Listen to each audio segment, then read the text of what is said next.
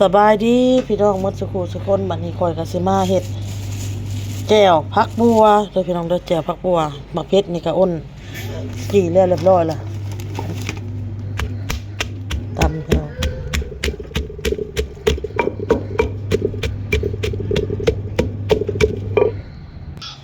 แจ่วผักบัวพี่น้องอ้นก็เอามาซอยเป็นท่อนเนาะแล้วก็เอามาตำใส่หอมป้อมนำเด้อพี่น้องเด้อแจ่วผักบัวใส่หอมป้อมนำ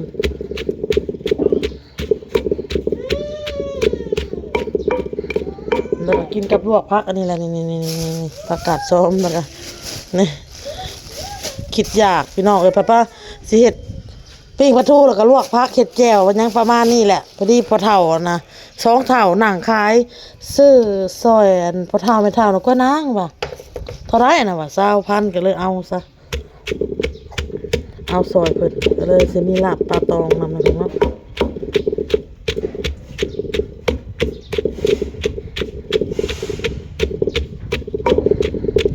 ใส่ผงนัวก่อนพี่น้อง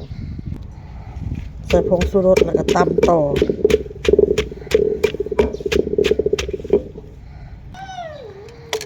ตอกกระแดกใส่แล้วแจ่วพี่น้องเลย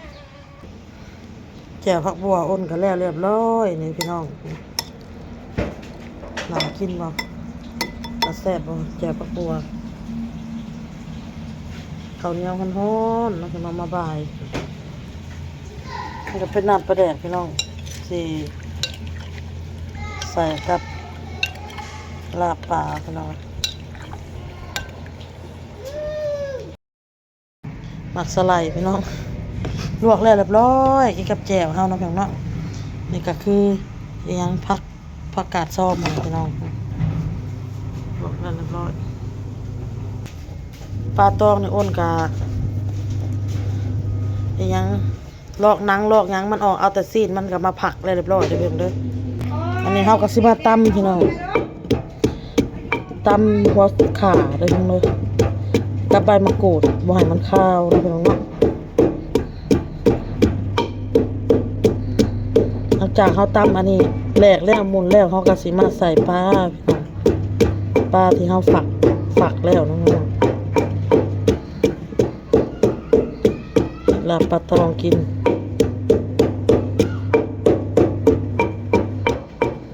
เด็กๆกาเล่นกันม่วนขนาดเลยพี่น้องเอ้ยต่างแต่ว่าสีน้องพี่น้องเอ้ย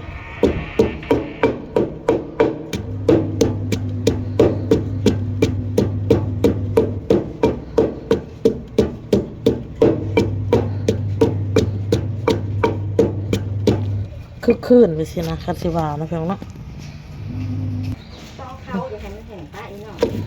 ให้มันแห้งเนาะตะกี้ไปกะเห็ดซอยข่อยพี่น้องลวกผักลวกหมี่อะไรเล่าอะไรเห็ดพี่น้องบริถ่ายให้เบิ่งซับอุ่นกันถ้าเห็ดน้ำปลานี่แหละเปลี่ยนคนตำพี่น้องไม่จีดลาบปลาตองโดนเลยได้บ่ได้กินนะแม่เนาะไม่จีดได้กินดุยกไก่เซ่พี่น้อง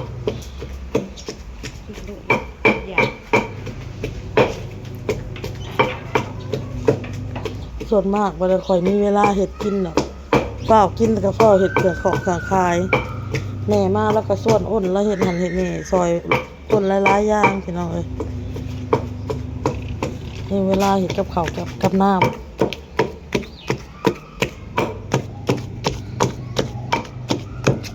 เดี๋ยวไปเบิ่งเด็กๆพี่น้องเบิ่งเพื่อนเลยพี่น้องกลับมาเกี่ยงกับสิย่าอยู่นะเด็กๆ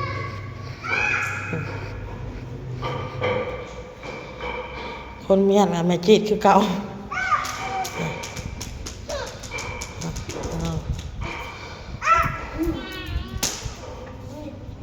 มาขีนบ่เล่นเด้อลูกเด้อมันถือกระจกเด้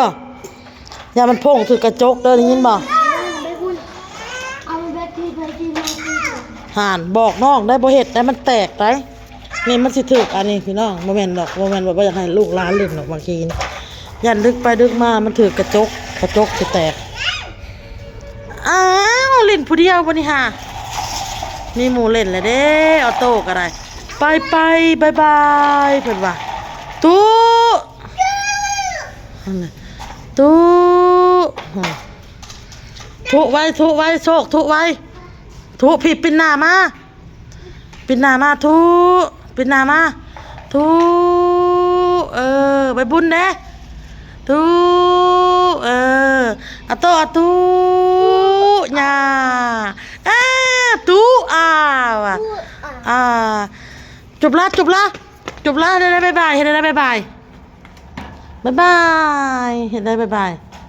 เบิ่งพี่น้องเท่าโตใหญ่ก็เท่าโชคอีกพวก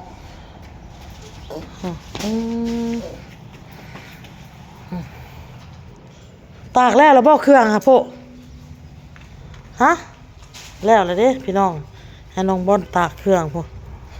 ขอยก็เฮ็ดกินกับแม่จีดทั้งเฮือนครัวน้องบอลผักเอาเฮียไปกระซอยแม่ทางได้พี่น้องตีนบ่อยากใส่เกิบเป็นยังบ่มักใส่เกิบขอยก็เมื่อยพี่น้องเอ้ยพยายามใส่เกิบแม่บอลจะตกพยายามว่าออกจากเฮือนนี่ต้องซุบโลดเกิบค่ะนี่บ่แม่เว้านี่ลูกหาใส่โลดแม่เว้าแล้วหาใส่เกิบโลดบ่ต้องเฮ็ดลอกๆแรกๆ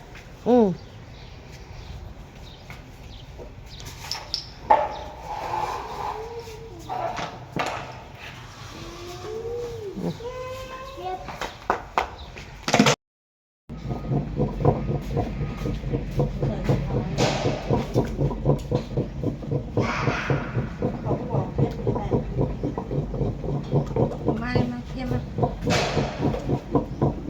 เยี่ยมมาไปขลุ่นมาก่อน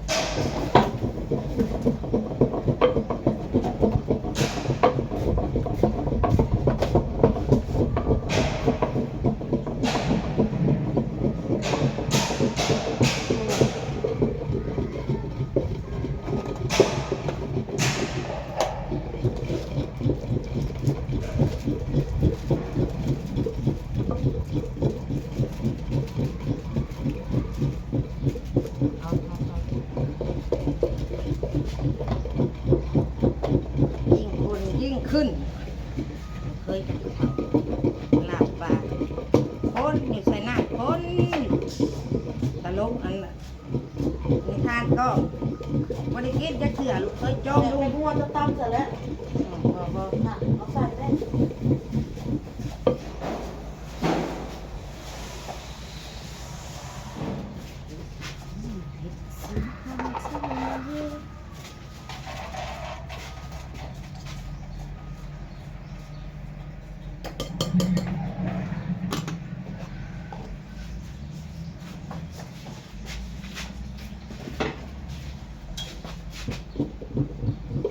เกลือเป็นหัวเลยเนาะน้ำต้มเนาะ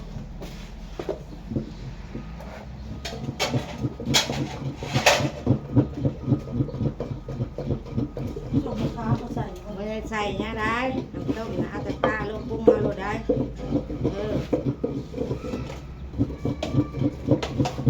ไม่ใส่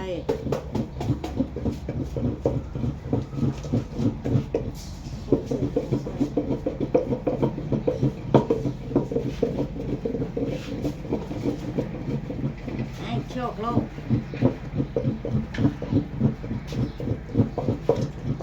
ดิ้นอยู่ผมเขาว่าลูกกูอยากนั่งนะ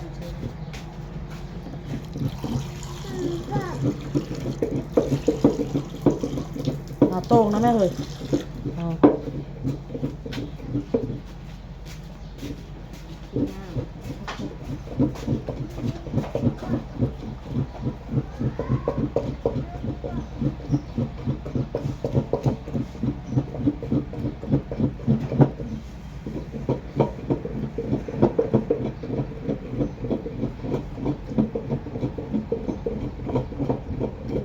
วันที่14บ่อ้น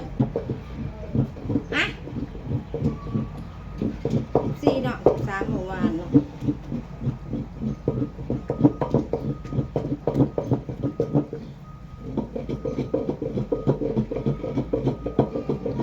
คนคุเลยิ่งคนยิ่งขึ้น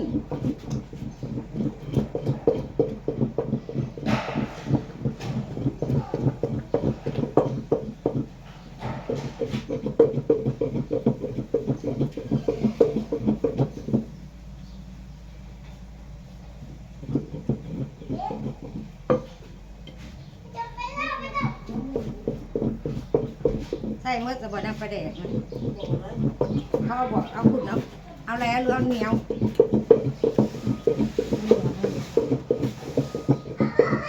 เหนียวบอก